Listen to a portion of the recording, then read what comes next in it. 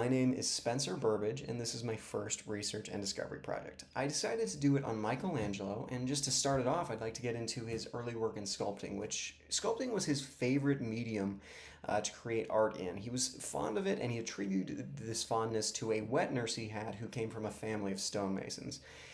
The first masterpiece that he created through this medium, and kind of the first masterpiece he ever created, was the Pieta, which is a representation of Christ being held by his mother Mary after he has just been removed from the cross.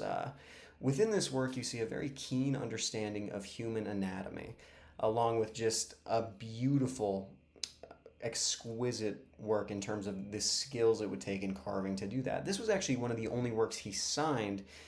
He later regretted it, but for some reason he decided to sign it. We're not exactly sure why. Some people say people attributing it to another artist or whatever, but there's no concrete evidence for why this was done.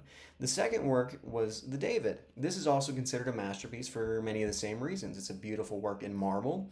It shows a very keen understanding of human anatomy, and it just looks wonderful. It looks straight out of life. Now, moving on, I want to get into his second and what is most likely his most famed work, which is the Sistine Chapel ceiling. This is a beautiful work of art done in the fresco medium. The funny thing about it, though, is that he did not want to do this. He tried to escape. He tried to run away.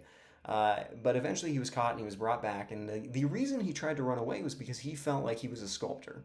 He did not enjoy painting. He did not enjoy fresco. He did not feel like he was good enough at it to make something like this happen. But even with those feelings, he was able to do it. Within this art, we see that same keen understanding of human anatomy being the most of which it is displayed in the creation of Adam. Within the creation of Adam, there are a lot of theories going around, some ideas. Nothing's confirmed really, but things like Adam having an extra rib to support the Bible story of God removing his rib to create Eve, and this idea that what God is surrounded by is the human brain, which is a very interesting theory. It's one of those things you can really attribute a lot of things to. And then the rest of the work is the nine scenes from Genesis. And yeah, it's a beautiful work. It's done very well. And regardless of whether or not he believed in himself, he was able to create this beautiful masterpiece. And then I'd also like to move on to his architectural work. Although it's not the medium he is most known for, he did have a lot of really beautiful designs. He attributed a lot of his talent and a lot of his viewpoints and a lot of his designs to going through anatomy, just comparing curves in his designs to curves in the human body, so many different things. The thing he's most known for within this medium is the St. Peter's Basilica. He didn't create these designs, but he did revise them, and he did create the plans that would make it all happen. He didn't live to see the end of it, but through his immense amount of planning, his just dedication, they were able to make it work. And finally, I want to get into what I believe to be his most important medium, which was his sketch work.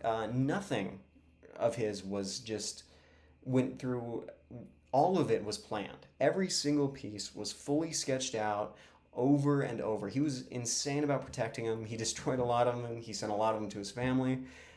He didn't want anyone to copy these sketches. One of his most notable sketches is for this fresco that was meant to be done, but it was never actually completed.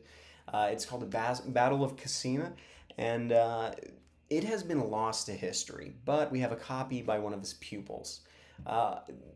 Within his sketchwork, you just see the keen understanding of the human anatomy, and it is believed that he would dissect cadavers to understand this, to just take notes, to plan it out, to understand.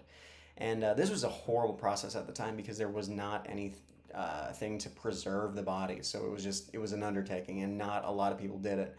But through doing that, I believe that that is why he became so great. He was dedicated to planning meticulously and learning and just everything. He was just able to do so much because of those things. And finally, I have my works cited page. I'd like to thank you so much for watching, and have a great day, and thanks so much.